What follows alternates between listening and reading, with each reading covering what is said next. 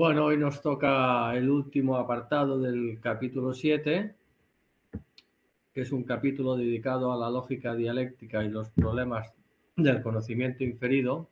Es decir, en realidad es un capítulo que trata de los razonamientos, ¿no?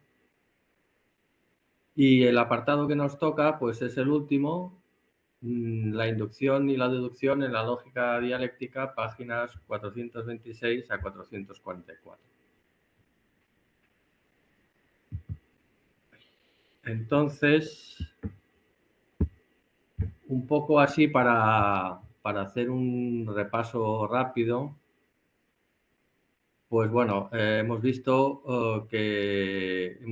anteriormente los conceptos y los juicios que junto con los razonamientos son formas concretas del pensar. En concreto, el razonamiento es la forma general del conocimiento inferido. Y entonces, pues inducción y deducción son formas particulares de razonamiento. Consisten en procesos de abstracción en que se establecen conclusiones, ¿no? Donde se llega a conclusiones sobre lo que se está estudiando, ¿no? Pues bueno, la inducción, según Rosenthal, en la inducción el movimiento del pensar va de lo singular a lo general, de manera que se infiere la regularidad general que se observa en múltiples fenómenos singulares. Entonces, bueno, este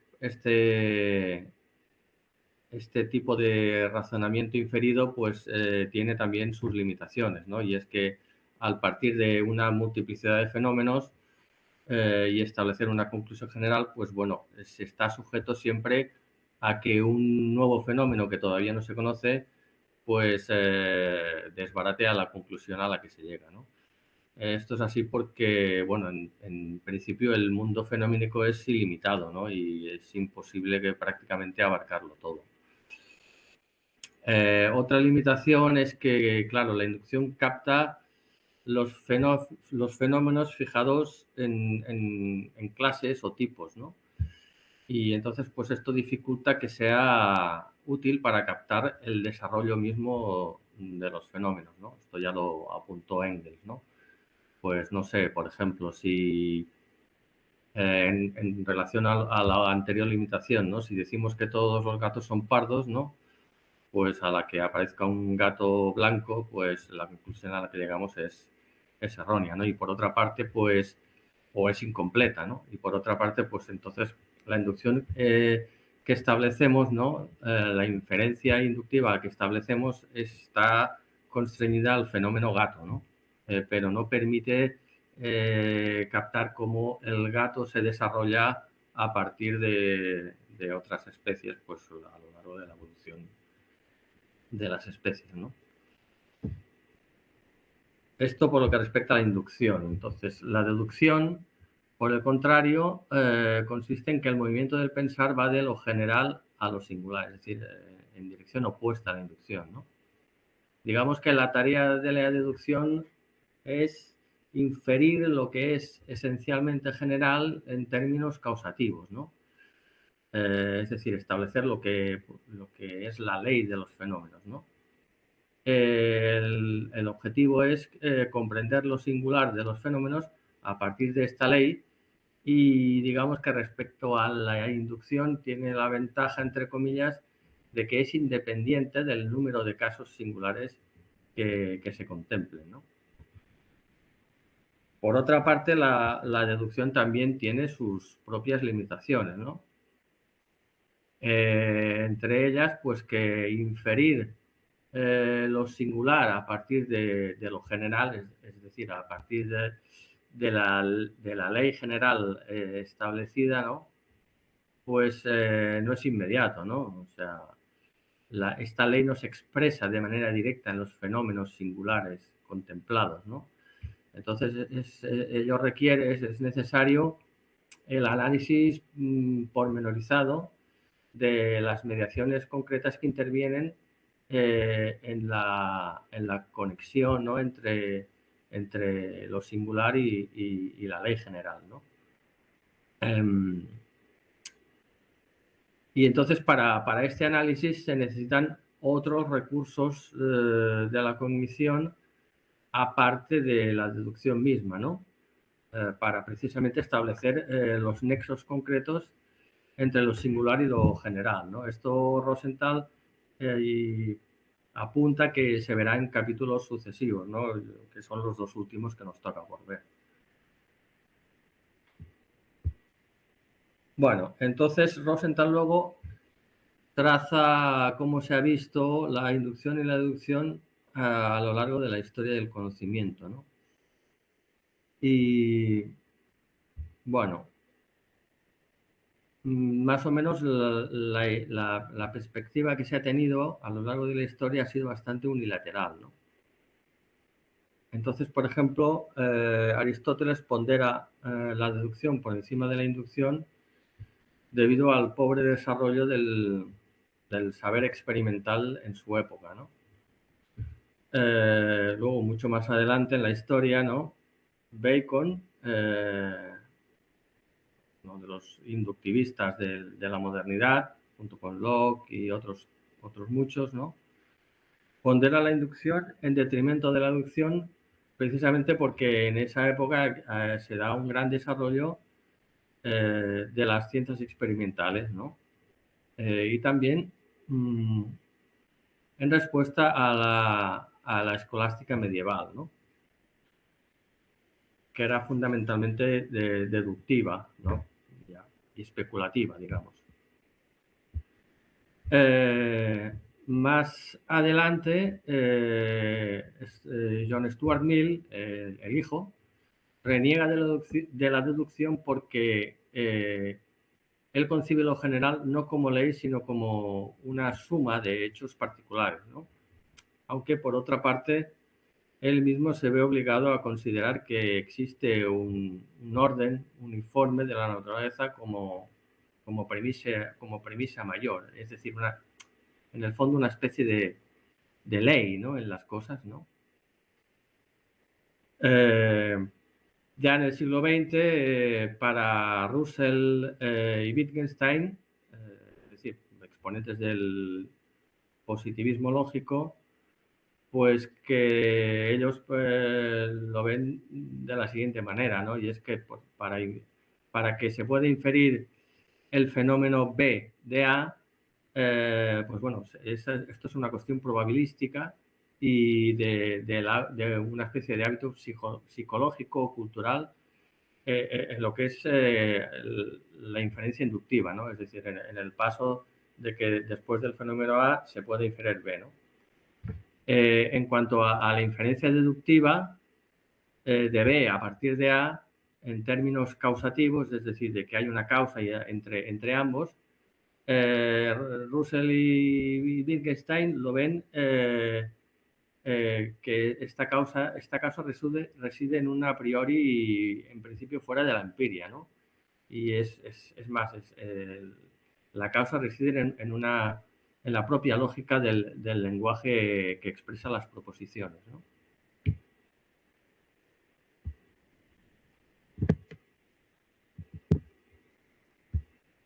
Bueno, ¿qué problemas tienen estas concepciones un tanto unilaterales de la inducción y la deducción, ¿no?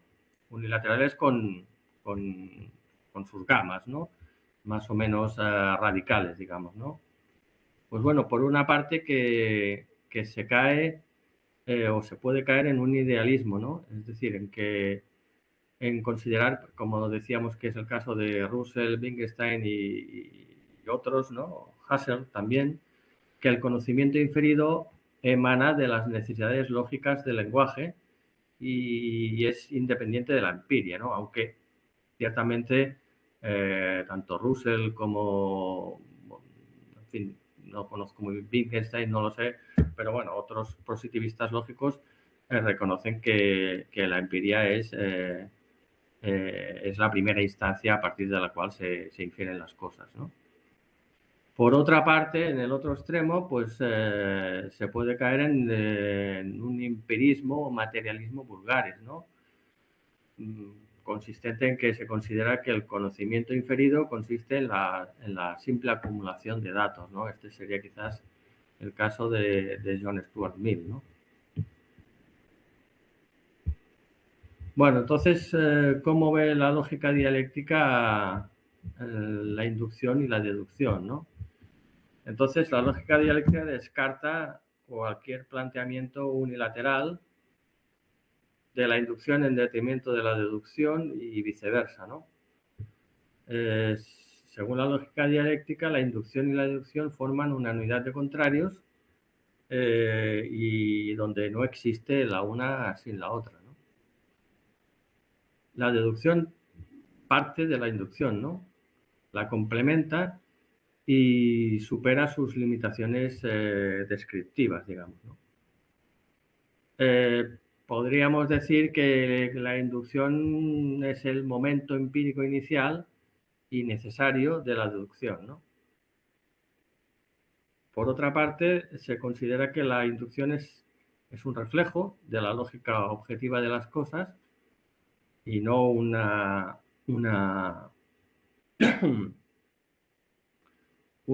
como consideran Russell, una cuestión probabilística ni de hábito psicológico, ¿no? Perdón. Como decíamos, es un reflejo de la lógica objetiva de las cosas, mientras que la deducción refleja las leyes objetivas de la naturaleza, ¿no? La articulación de ambas, de inducción y deducción, refleja, por tanto, la trabación objetiva de lo singular y lo general que existe en la realidad misma, ¿no?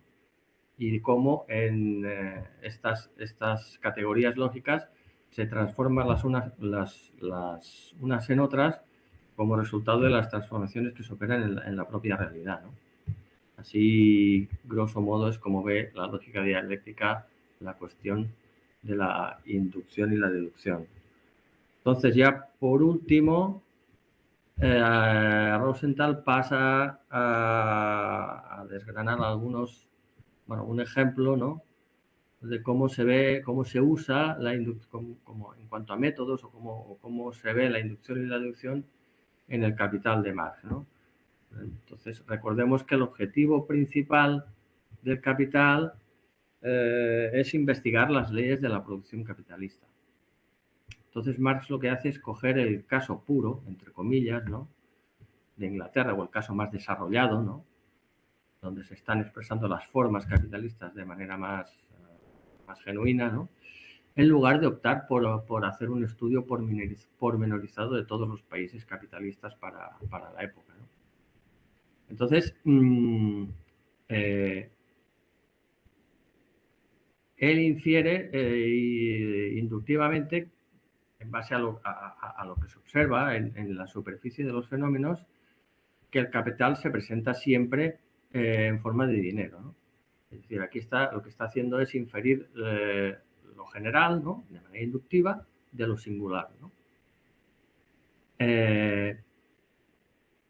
A continuación, él hace una inferencia deductiva de cómo se forma el plusvalor, ¿no? Él coge la contradicción que reside en DMD, ¿no?, es decir, dinero que se cambia por mercancía y se convierte en dinero, para concluir que lo que en realidad sucede es DM de prima, ¿no?, donde D' es igual a D más incremento de D, ¿no?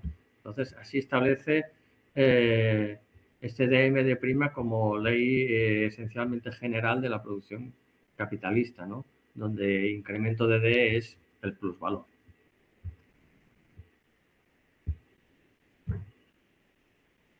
Bueno, entonces, al desarrollar el paso de esta plusvalía como forma general a sus formas particulares, es decir, a la ganancia, el interés y renta, por ejemplo, Marx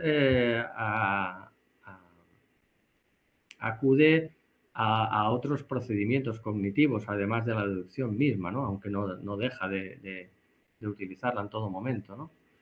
Como no deja en todo momento de referirse constantemente a la empiria, ¿no?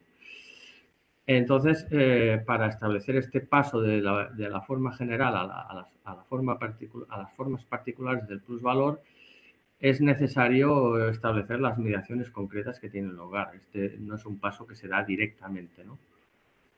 Entonces, como decía, partiendo siempre de lo empíricamente dado, Marx procede, como hemos visto, de la inducción a la deducción y de lo abstracto a lo concreto y del análisis a la síntesis en realidad a lo largo de todo el capital, ¿no? Otro ejemplo de este proceder sería, por ejemplo, la transformación de los valores en precios, ¿no? Donde también se tiene que recurrir ahora a otros procedimientos cognitivos para establecer las mediaciones concretas, ¿no?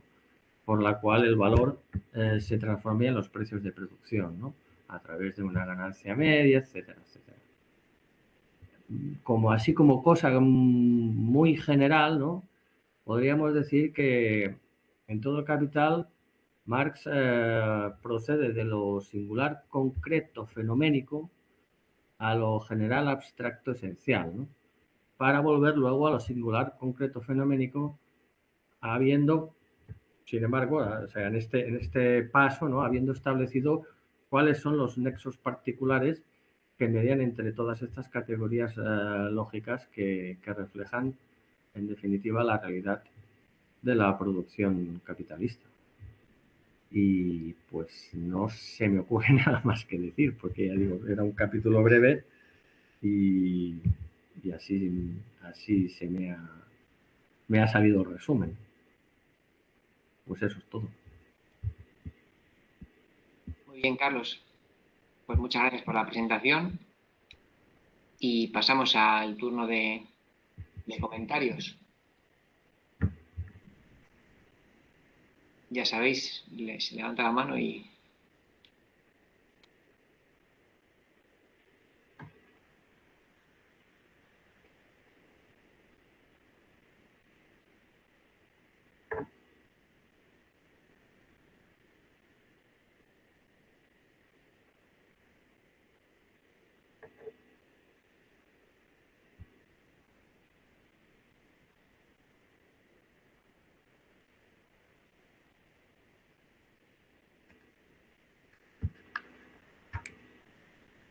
Adelante, Mario. Hola, hola Carles, gracias.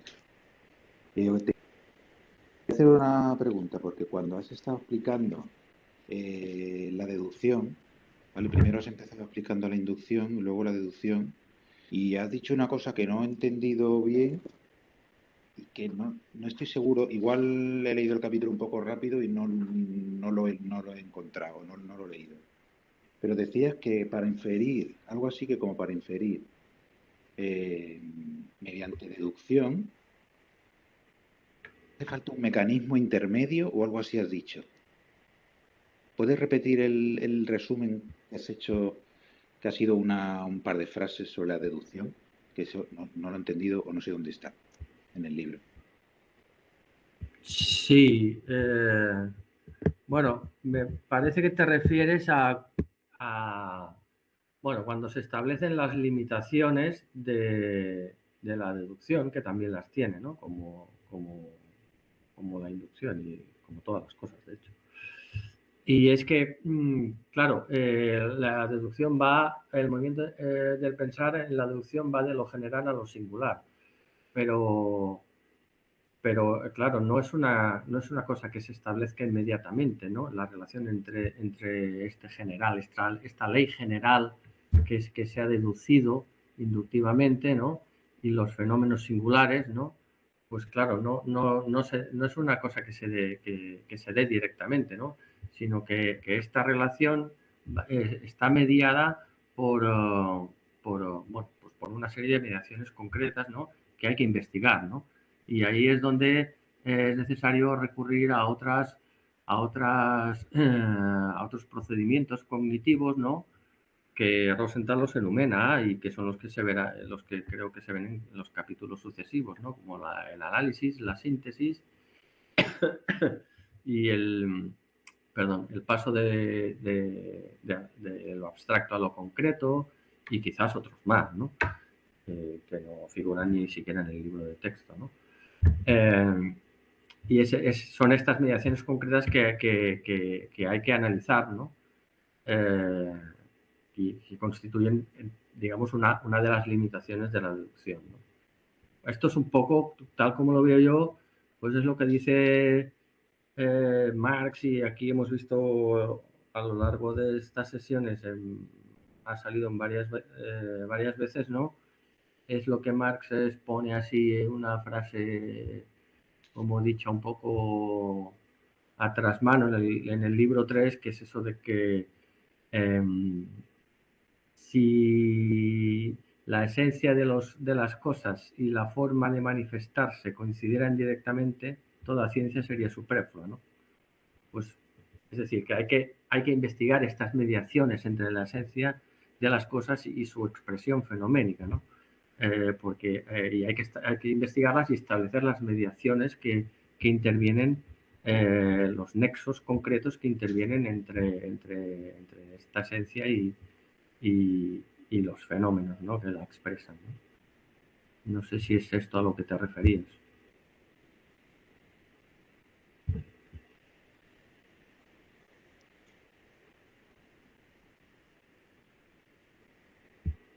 Sí, muchas gracias.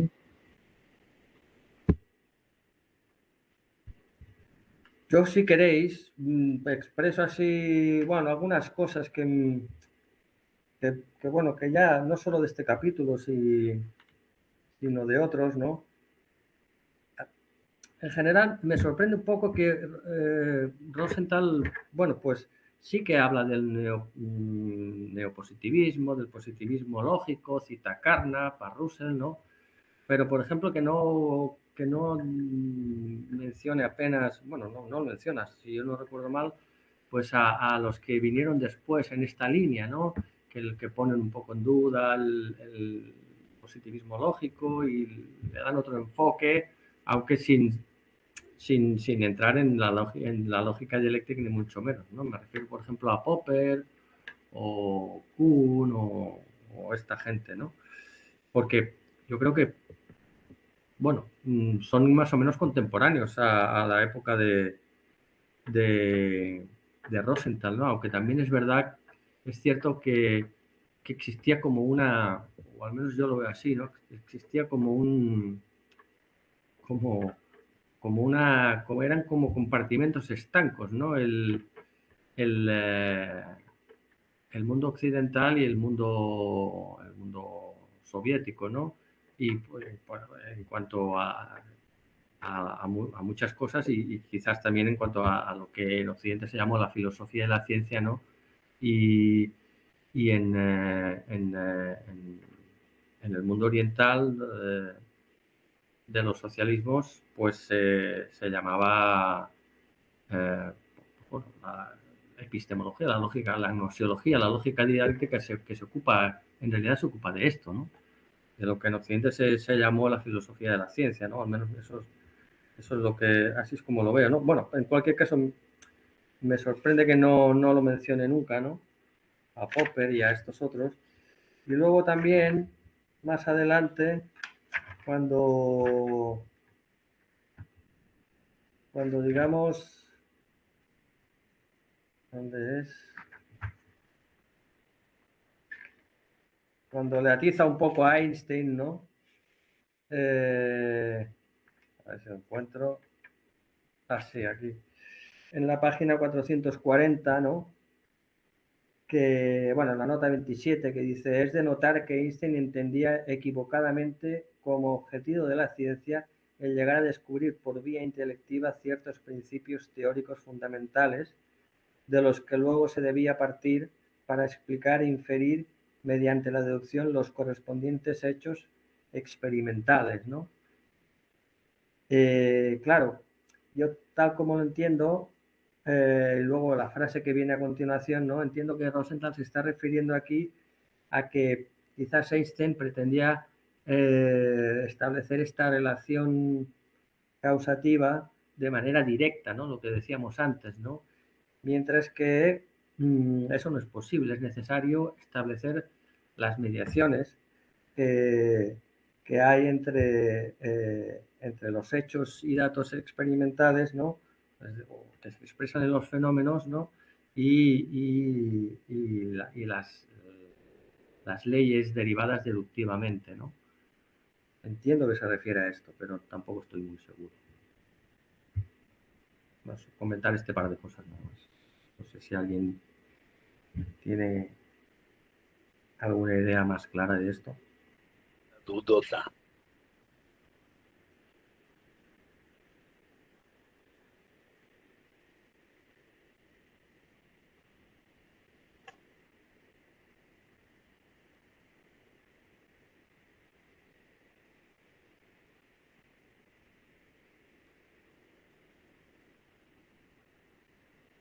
Un comentario muy rápido. Es de los años 20 y el libro este es de 62. Entonces, las aportaciones de los años 60 pues quedarían por encima del 62, es la traducción esta. O sea que el libro igual... El libro eso. Del 60. Yo tengo del 58. Me parece que Joaquín al principio de todo dijo que era como del 58 o algo así. Pero bueno, en cualquier caso, Popper ya había publicado muchas cosas. Sí, no, iba a decir por un lado eso y por otro lado que no sé, no estoy yo, me suena mal o en el primer capítulo mencionaba a Popper por algún sitio. No, la verdad es que lo he dicho de memoria, ¿eh? No...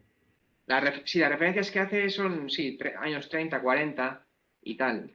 Pero lo que yo pensaría, igual es pertinente que hubiese metido a Popper, yo no lo sé, pero lo que a mí sí voy a poner sobre la mesa, y no solo por Rosenthal, sino también por vosotros, por ejemplo, con el campo de la estética también ocurre, sí que leían al enemigo.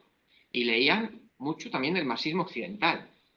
O sea, en estética hay crítica brutal a Garaudi, sí, y a estetas que hoy en día ya pasan completamente desapercibidos, pero que en aquel momento pues eran de liberales y que debían tener algún interés.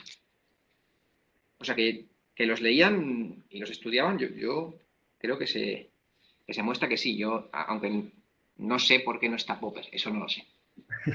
No, bueno, sí, no, es indudable que lo lean, porque ya cita con profusión a Russell, a Wittgenstein, no solo en este capítulo, sino en otros muchos, a Carnap, pero bueno, no sé, que se queda ahí, ¿no?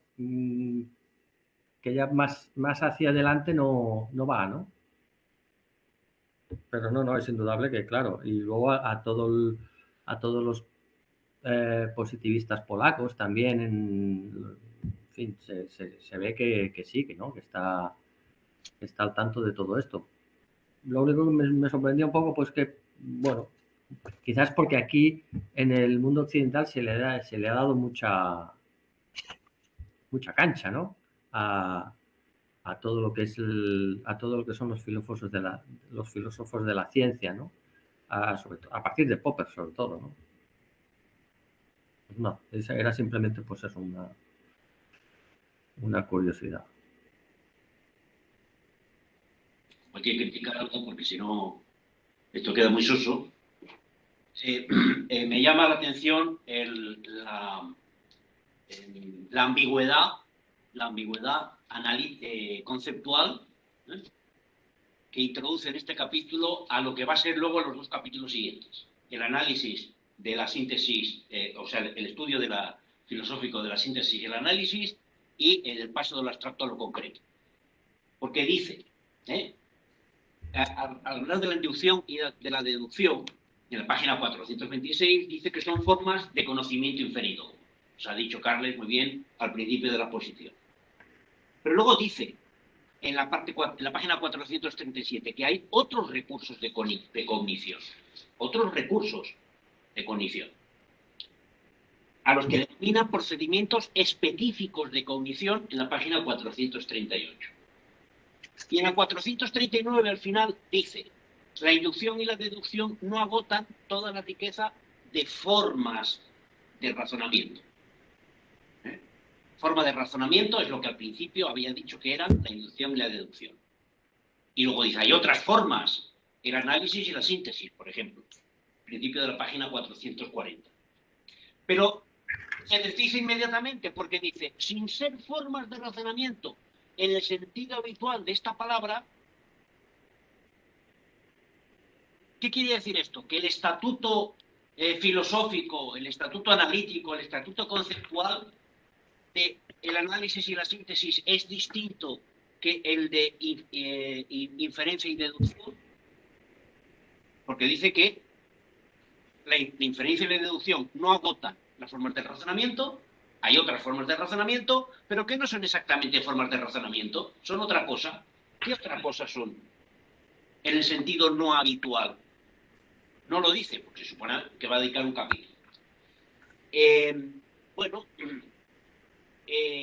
ya veremos cómo analiza la síntesis y el análisis. Aquí nos da un pequeño avance de lo que considera el análisis a partir de la cita de Engels en la página 440, donde toma el ejemplo de la máquina de vapor y dice que el estudio de una máquina de vapor es suficiente para hacer el análisis. Bueno, yo creo que aquí hay una pequeña, de nuevo, otra de las trampas habituales de Rosenthal, y es que no se moja. Dice, bueno, hay otras cosas, pero que no son exactamente las cosas de las que estamos hablando. Están dentro del mismo estatuto, formas de razonamiento, pero no son formas de razonamiento en el sentido habitual. Entonces, ¿qué son? Porque, efectivamente, Marx en el Capital hace síntesis y hace análisis. Pero es que síntesis y análisis, en mi opinión, ya lo veremos en el siguiente capítulo, no son independientes de la inducción y la deducción. Es decir, el proceso sintético en la dialéctica de Hegel es la fenomenología. El proceso que va de las distintas formas de conocimiento sensible cada vez más depuradas y que lleva al concepto. El proceso inductivo.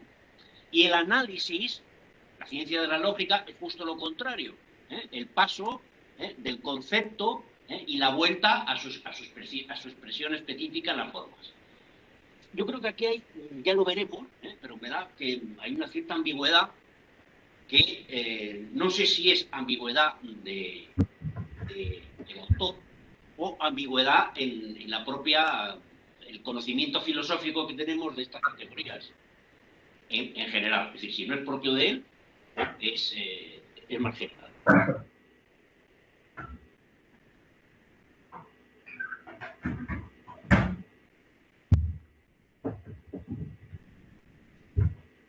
Digo, muy rápido, yo digo, si puedo decir algo muy rápido, yo estoy de acuerdo con lo que dice Joaquín, hay una cierta ambigüedad en todo esto y en muchos otros aspectos del libro, ¿no?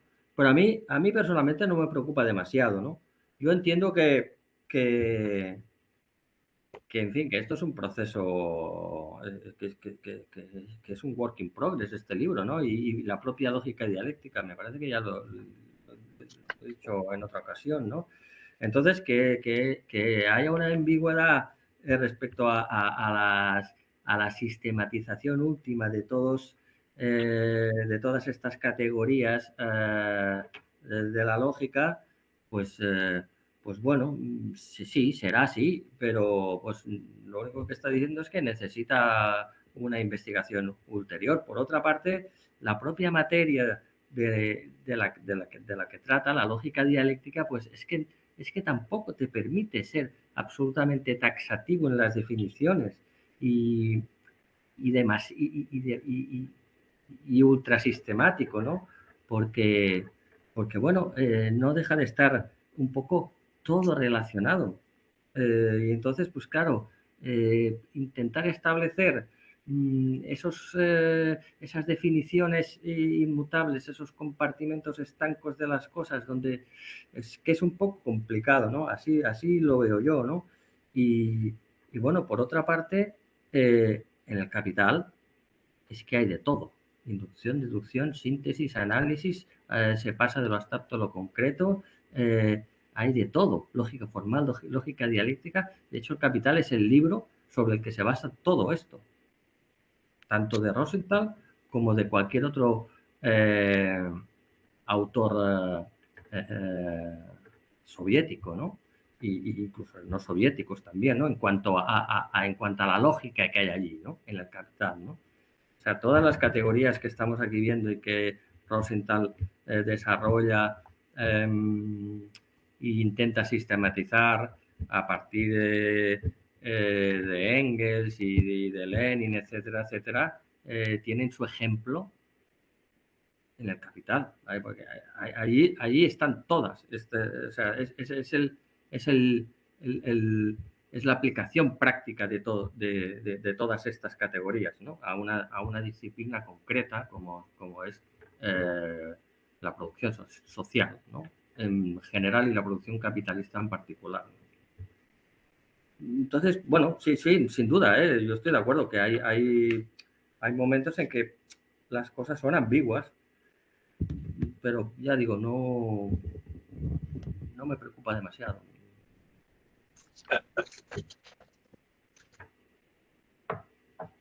Enrique ha levantado la mano. Sí, una cuestión que debe ser muy sencilla, pero para mí es duda.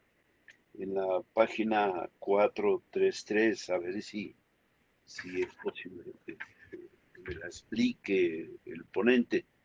Dice, en realidad no existe, página 433, en realidad no existe ni una sola ciencia que deje de utilizar las posibilidades cognitivas de la inducción, incluso la matemática, ciencia eminentemente deductiva, se ha estructurado y se ha desarrollado aplicando procedimientos en que se aprovecha la inducción.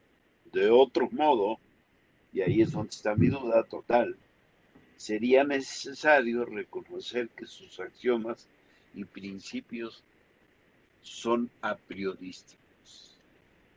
¿Qué onda con eso? Sentido como principios a priorísticos. Yo entiendo. Gracias. Yo entiendo, Enrique, que se refiere a priorísticos en el sentido, si tú quieres, kantiano, ¿no? Es decir, que no están vinculados a lo que es a lo que son los hechos empíricos, ¿no? Y por eso dice que todas las ciencias utilizan la inducción de una manera u otra, ¿no? Inducción a partir de la realidad objetiva, ¿no? De la experiencia, ¿no? Y entiendo que se refiere a esto, que sin la matemática también, porque si no, sus axiomas y principios pues no provendrían de ninguna parte, ¿no? Serían un a priori que no se sabe de dónde viene. Lo entiendo así, no sé si es lo correcto o no. Bien, gracias, bien.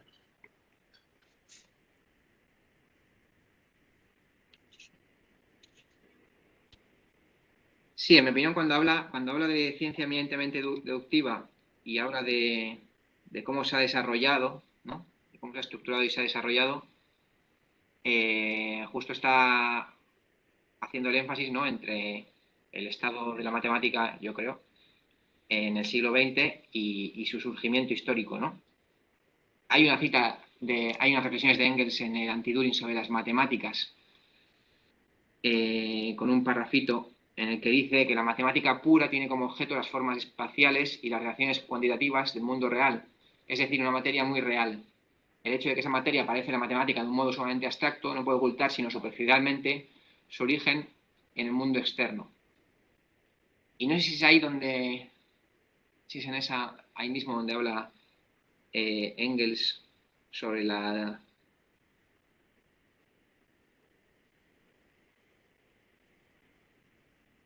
No recuerdo, pero bueno, no hay nada más que pensar en el ábaco y, por ejemplo, ¿no? O en el uso de los dibujos geométricos en la arena y cómo, pues eso, justo lo que dice aquí Rosenthal tal cual, que la matemática se ha desarrollado aplicando procedimientos en los que se aprovecha la inducción, a pesar de que su arsenal de abstracciones ya tan tremendo, ¿no? Que se puede operar y hacer infinidad de cosas partiendo ya del arsenal de material abstraído.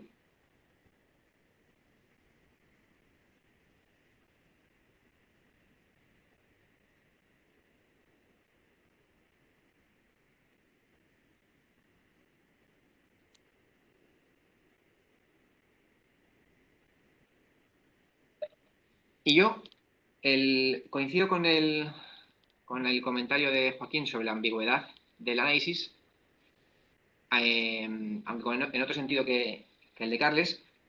Yo, en mi opinión, aquí se ha adelantado a hablarnos de un razonamiento que luego va a explicar, ¿no? Pero se ha adelantado y no nos lo ha explicado al mismo tiempo. Entonces ahí deja ese lugar a esa duda. Luego, si vamos a... cuando habla de análisis, lo define como, después, la descomposición de un todo en partes y como cognición de cada una de esas partes, ¿no? Entonces, si la inducción se caracterizaba por observar los múltiples fenómenos, el mismo fenómeno en múltiples situaciones, ¿no? Pues en el análisis, como nos ha explicado con la máquina, en vez de estudiar muchas máquinas, descompone la máquina individual y deduce de ella cuestiones que tienen que ver con muchas otras máquinas, ¿no? Y esta es la cuestión. Yo pienso que se ha adelantado en presentarnos una cosa que no nos define, pero por mi parte yo tengo plena confianza en Rosenthal. Hasta ahora ha ido cumpliendo con las cosas que anunciaba, en mi opinión.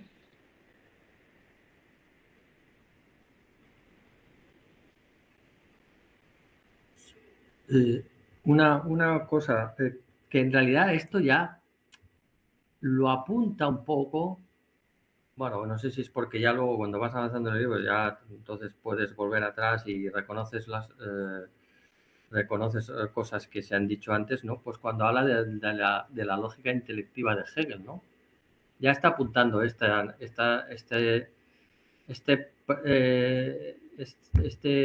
proceder, ¿no? De la cognición, la necesidad de descomponer el objeto en sus partes constitutivas para su análisis en estático, para luego volver a recomponerlo. Si no recuerdo mal, todo esto ya sale cuando habla de la lógica intelectiva.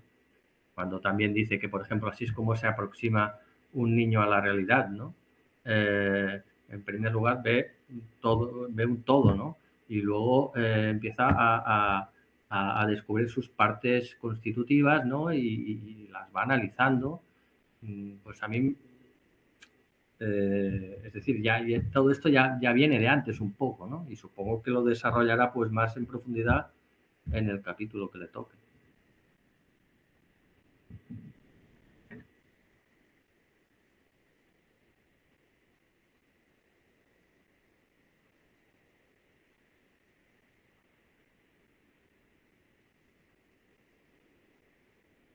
Y luego hay otra cosa de grado general del capítulo que me parece de interés y que está en otros capítulos y que deberíamos, yo creo que, educarnos en ello como marxistas, que aquí aparece en la página 434, en el párrafo primero, hacia el final, cuando dice que la inducción misma como medio de cognición no tiene la menor culpa de que se la haya empleado se haya concebido de manera unilateral, pero sí encierra la posibilidad de que se produzca semejante actitud, ¿no?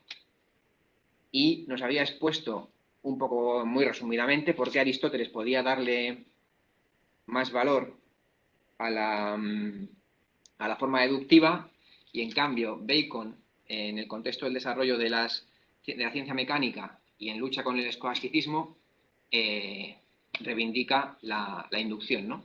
Entonces, Rosenthal nos da, por un lado, las condiciones lógicas, ¿no? Las condiciones que tiene la realidad y el conocimiento comprendiendo la realidad, las condiciones contradictorias que hay, ¿no? Los procesos contradictorios que se dan en esa relación, que engendran el proceso inductivo y el proceso deductivo, ¿no? Y estos procedimientos contrapuestos, pero relacionados, pero contrapuestos, ya es premisa para que alguien tome uno de ellos unilateralmente. Y si luego encima hay unas condiciones históricas que así lo propician, pues con más razón, ¿no? Y yo creo que nosotros, ante toda crítica teórica del campo que sea de la economía política, sea de la sociología, de la historia, deberíamos proceder así, comprendiendo el contexto y las fuerzas históricas que pueden llevar a una unilateralidad, que la unilateralidad está encerrada en la propia condición de la cosa y en el proceso de su investigación, está esa impotencia para superar críticamente de manera real las teorías contrarias a la nuestra, todas las teorías burguesas o pequeño burguesas que se presenten. Es la forma, yo creo, vamos, y es lo que en mi opinión hace aquí Rosenthal en varios momentos y lo que hace Marx pues en el Capital, y se dedican a hacerlo Marx y Engels en cualquier planteamiento de todo tipo, ¿no? que estén analizando sobre el estudio de la familia o el estudio del derecho o cualquier cosa, ¿no? Yo creo que tenemos que proceder siempre de esta manera, en la crítica. Jorge, adelante. Buenas, una cuestión un poco breve, pero incidiendo en algunos temas que ya he ido, bueno, reiterando a lo largo de varios capítulos. A mí me interesó especialmente una cuestión en la página 435 y una en la 428. La última vez que discutíamos, creo que en la anterior sesión del seminario, yo planteaba esta cuestión de cómo, bueno, no sé, el ejemplo era algo así como si todas las revoluciones se dan en viernes, entonces si el hecho de que las revoluciones se den un viernes forma parte del concepto, o no recuerdo exactamente cómo lo trasladaba. Y en la página 435, cuando se habla, al final, el último párrafo, cuando se habla de las ideas de Aristóteles acerca de, digamos, la importancia de lo general, se dice que lo general refleja la causa en mayor medida que lo particular. Y creo que aquí hay una cuestión interesante, ¿no? O sea, también tenemos que recordar que en algunas partes se mencionaba que los positivistas lógicos, o en general quien otorga mucha relevancia a la lógica formal, no emplean o no incluyen el concepto de causa en sus análisis. Y aquí, bueno, pues este concepto y este vínculo entre general y causa me parece que es interesante. O sea, en un proceso de inducción podemos inducir que, pues eso, que todas las revoluciones se han dado los viernes. Sin embargo, esto no forma parte del concepto, porque aunque sea una característica general de todas las revoluciones, hipotéticamente digo, no se relacionan con su causa, ¿no? Y de hecho, bueno, eché un ojo así ahora mismo rápidamente, y cuando se habla de la diferencia entre síntesis y deducción, parece que hay alguna cuestión relativa a eso, a la causa, se habla en la página 446 el lazo interno que une a lo general con fenómenos singulares, o al hablar de la inducción y el análisis, se dice que el análisis trata de encontrar la esencia que une a varios fenómenos y no solo de identificar lo que es común a esos fenómenos. Y me parece que, bueno, que eso es interesante, como una cosa es que varios fenómenos compartan una serie de características y otra que esas características que comparten sean causa o formen parte de la esencia de ese fenómeno. Y creo que en relación con esto y algunas cuestiones que ya he reiterado a lo largo del capítulo, bueno, del libro, aparece en la página 428 cuando se habla de Milen al principio.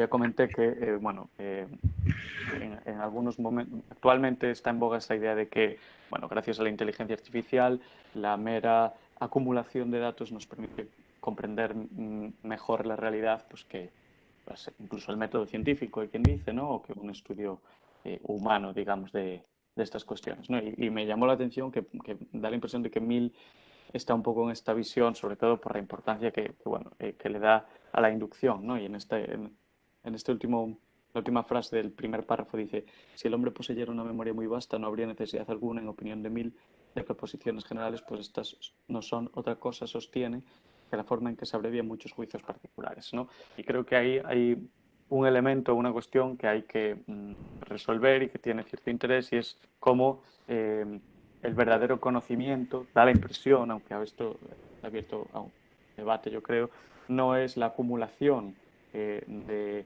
juicios particulares, sino la identificación de lo general como esencia, ¿no? Y no solo de lo general como acumulación de coincidencias en fenómenos particulares. Ya digo que esto, o sea, a mí la cuestión que me plantea esto es un asunto que también mencioné en algún caso y que se ha tratado ya hoy, que es entonces cómo relacionamos todas estas ideas con el término de no recuerdo cuál es el término exacto, pero lo general concreto, no sé si era el término, ¿no? O sea, la idea de que lo general no se transpone o no se plasma en la realidad de manera, digamos, directa, y que el verdadero conocimiento se eleva por encima de lo general hacia una visión de lo general con las particularidades, ¿no? Bueno, es un tema que ha aparecido a lo largo del libro, pero que bueno, a mí me parece interesante y quizá me gustaría profundizar más, pero no creo que el libro tampoco lo ha detallado en tanta profundidad.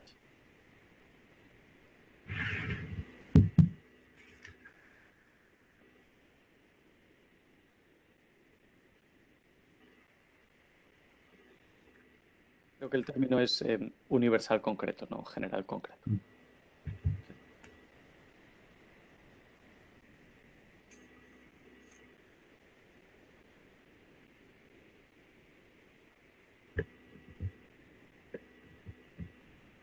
Sí, Adelante, Enrique. sí, una reflexión que puede ser de matiz político, pero sí me gustaría comentarla y saber su opinión. Estoy en la página 441, en el que dice Rosenthal que Marx no estableció las leyes del modo capitalista recurriendo al procedimiento inductivo. No tomó para la investigación muchos países capitalistas. Eso no sé si fue así,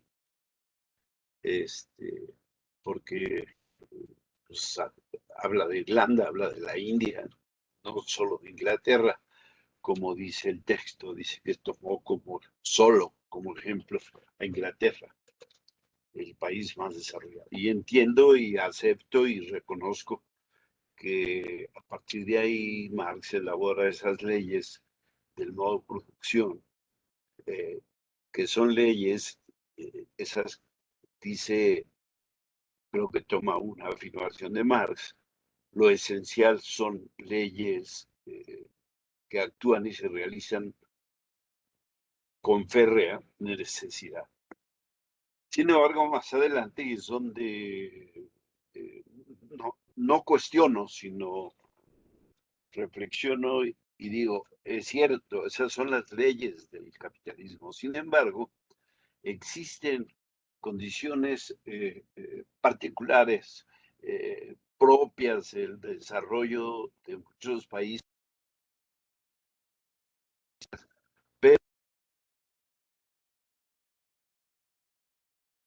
Enrique, ¿te has cortado a ti mismo el micro o se te ha desconectado? No te escuchamos ahora mismo, ¿eh? Desde hace 3 segundos.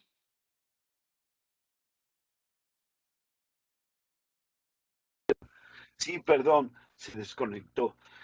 A ver si por regresar brevemente, digo que no tengo ninguna duda respecto a la ley general del capitalismo y que estas leyes, tomando lo que dice el entrecomillado Rosenthal, lo esencial son esas leyes que actúan y se realizan con férrea necesidad. Eh, donde, donde me brinca la duda o la reflexión, más que el cuestionamiento, dice, tomando como ejemplo un país, Marx infirió las leyes del capitalismo válidas para todos los países que evolucionan siguiendo el mismo camino. ¿A qué me lleva esto? A la reflexión precisamente de lo que hizo, del cuestionamiento que hizo en el terreno de lo político y del tratamiento que tuvieron en América Latina los partidos comunistas respecto a las posiciones de Mariátegui y las posiciones de Mella, el cubano, cosa que ha llevado a otros ahora en la discusión contemporánea, considerando a Marx eurocentrista. No, no porque esos países no sean hoy capitalistas y las leyes que infirió Marx y que elaboró no se apliquen, no, sí se aplican. Sin embargo, en el aspecto de lo político, la afirmación de que todas evolucionan siguiendo el mismo camino llevó, esto ya lo había yo comentado alguna vez, a las absurdas posiciones de los partidos comunistas en América Latina, diciendo, por ejemplo, que en Bolivia estábamos ante una sociedad feudal y que había que esperar el desarrollo de esas leyes del capitalismo para pensar en el socialismo o la revolución. O sea, no sé, me parece esta afirmación de Rosenthal como que había que discutirla o comentarla. Ya.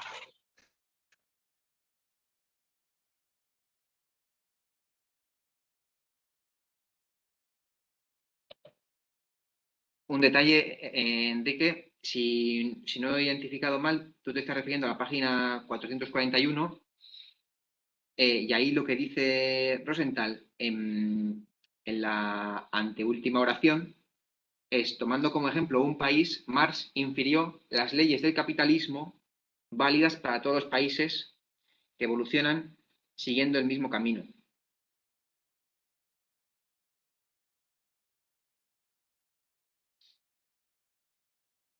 Lo que pasa es que aquí Rosenthal se olvida de que no es un país cualquiera, pues ya lo he dicho él antes.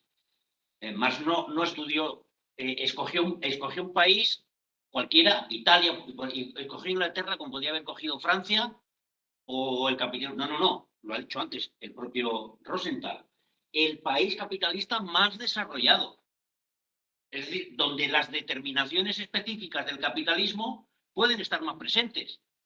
Recordemos lo que dicen en la introducción, en la introducción famosa, la de los Grundrisse, que luego dice, con las características estructurales, con las determinaciones del hombre, que podemos entender al mono.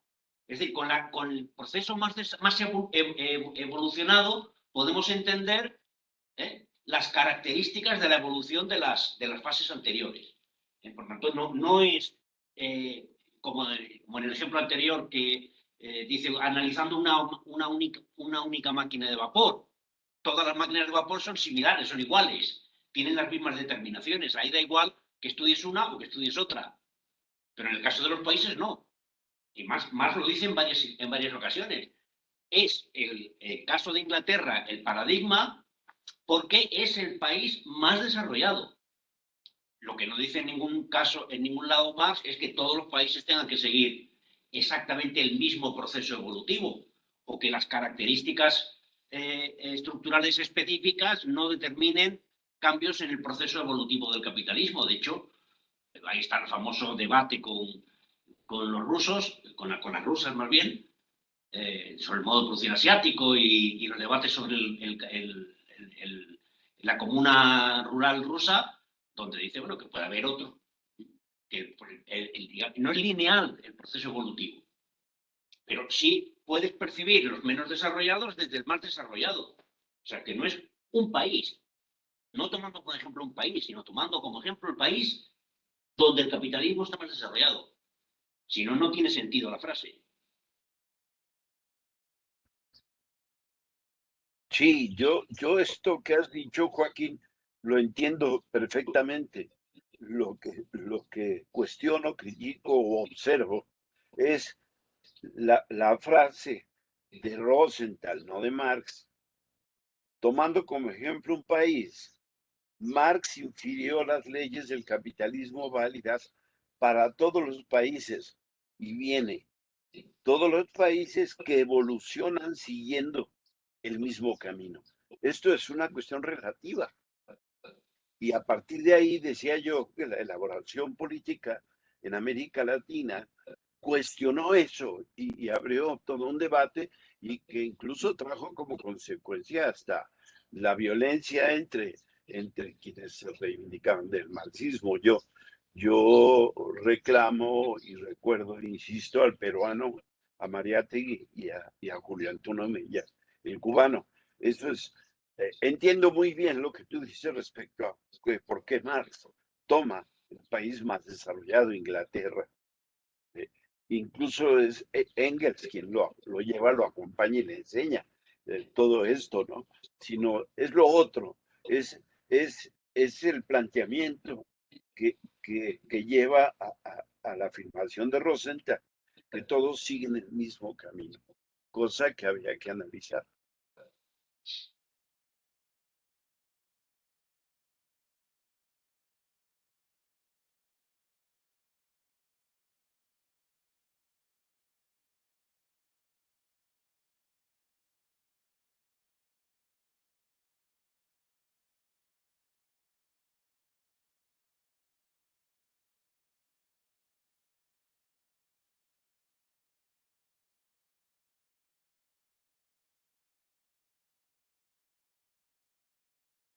Sí, no, como dices, es una cuestión relativa, porque, o sea, las leyes que aparecen en el libro 1 de Capital se desarrollan en todos los países en los que se desarrolla el propio capital, bajo condiciones concretas, pero la necesidad de que la masa trabajadora sea expropiada de los medios de producción, que se acumule por otra parte el capital, la cuestión de las crisis periódicas, etc., etc., son dinámicas que presentes en todos los países. Otra cosa es que históricamente los países se desarrollen a nivel histórico concreto, todos de manera igual, que eso está completamente negado por el marxismo. Pero vamos, yo eso creo que lo niega todo marxista. De hecho, bueno, incluso estoy pensando en citas de que no quiero nombrar para evitar debates, pero yo creo que todo marxista está de acuerdo en que cada país desarrolla procesos históricos particulares.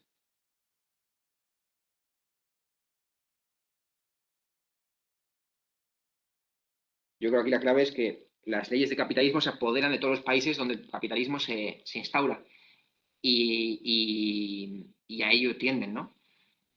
Y si la acumulación originaria en Colombia pues se hace mediante el paramilitarismo para las multinacionales estadounidenses en vez de la aristocracia británica expulsando campesinos por otras circunstancias, pues eso ya es otra, ¿no? Son procesos históricos particulares, pero finalmente el resultado general y las dinámicas generales que se instauran son las mismas, ¿no?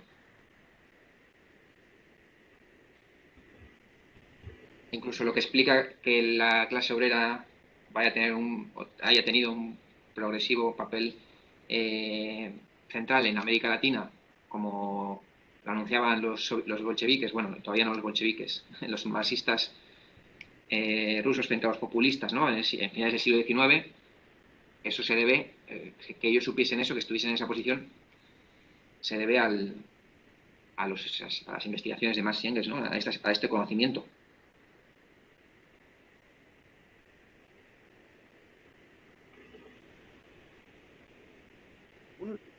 Un último comentario. Me viene a la memoria los cuadernos etnológicos de Marx.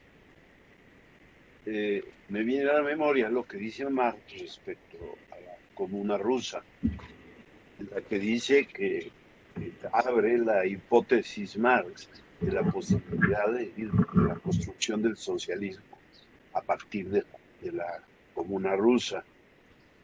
Esto no quiere decir esperar a que todos los ingredientes del desarrollo capitalista se tengan que presentar para pensar en el cambio social, en la construcción del socialismo, en la toma del poder por el proletariado. Mariátegui lleva esta discusión al papel que puede jugar en un momento dado el indígena campesino en América Latina, que son cuestionamientos similares a los que hace en un momento dado Mella, ¿no? Puede ser otra historia, pero en fin, acá hay no una fuerte bronca, sino una duda respecto a la manera como desaparece Mella, ¿no? Pero es otra cosa.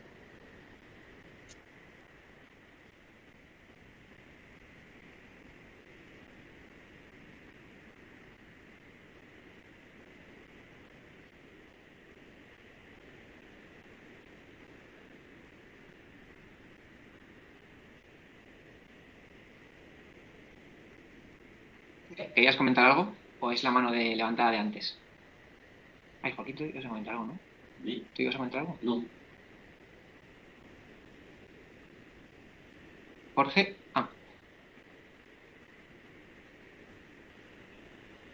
De todos modos, de la carta esa de Vera Zasulich, yo, en mi opinión, hay por ahí una interpretación de corte indigenista que también la trabaja Néstor Cohen, que yo no estoy nada de acuerdo. Hay un curso sobre la vida de Engels, que si ponéis en YouTube, curso Engels, Volver a Marx, de 8 sesiones, en la que con la que colaboré, y en la octava, en el último tercio de la sesión, justo analizábamos la cuestión de los textos de Engels y Marx sobre la cuestión campesina. Y lo que dice Marx en la carta a Zasulich es que lo que le están preguntando es, en caso de revolución socialista, si hace falta que la propiedad del campo pase a manos privadas para que se concentre naturalmente y cuando se haya concentrado por vía capitalista se haga un proceso de colectivización. Porque ante lo que estaban Marx y Engels era ante la situación de grandes propietarios terratenientes en algunos países de Europa Occidental y en otros mucho pequeño campesino propietario. Y entonces lo que se presenta, y en muchos casos mezcla de ambas situaciones.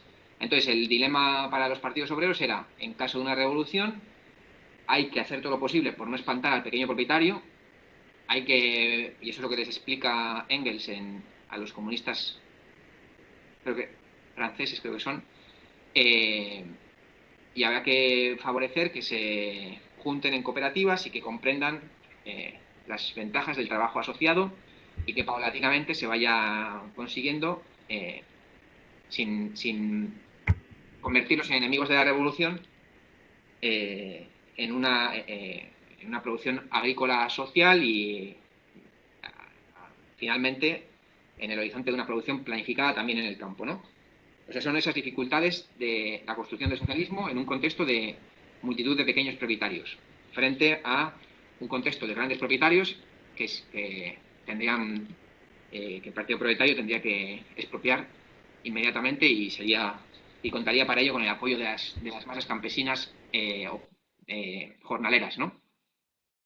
Y lo que ocurre en Rusia es que en vez de darse ninguna de estas situaciones, hay una propiedad colectiva que se mantiene, y ahí es donde dice Marx, no, claro, si se diese una revolución en Rusia, acompañada de una revolución en Europa, para que se pudiese sostener la revolución en Rusia, y ya que está esa forma de propiedad colectiva en el campo, ¿por qué vais a tener que repetir el proceso inglés?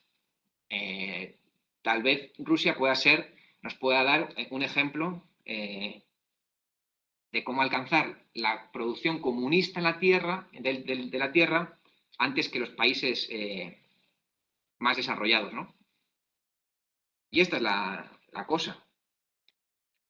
No se trata tampoco ni de esperar para hacer la revolución, sino que se trata de, cuando está la revolución, cuáles son las condiciones de propiedad y cómo, bajo unas condiciones de propiedad u otras, se alcanza el modo de producción comunista, la producción asociada, la producción planificada, teniendo en cuenta que las masas de pequeños propietarios pueden convertirse en aliados de la reacción si no se las trata como se debe.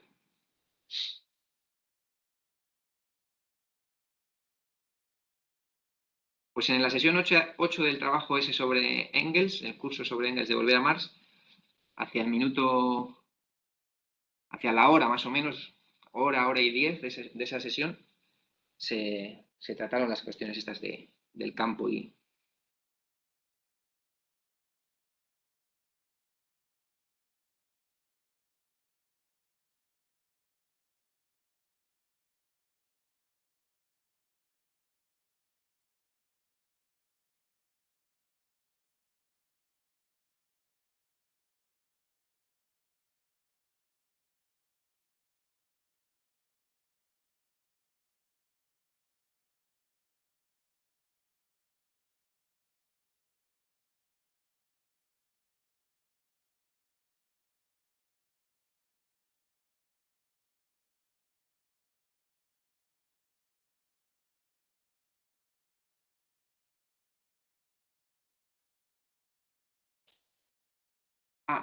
sí, está en YouTube, sí.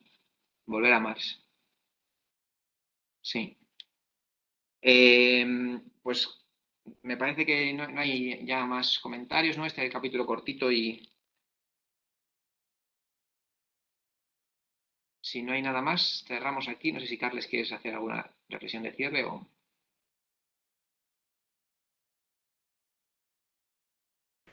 Por mi parte, está todo bien.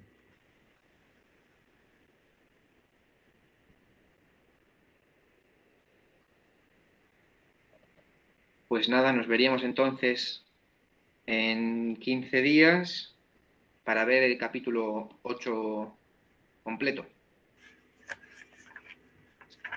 Muchas gracias por la presentación, Carles. Vale, a vosotros. Hasta luego. Agur, agur. Buen primero. Hasta luego, gracias.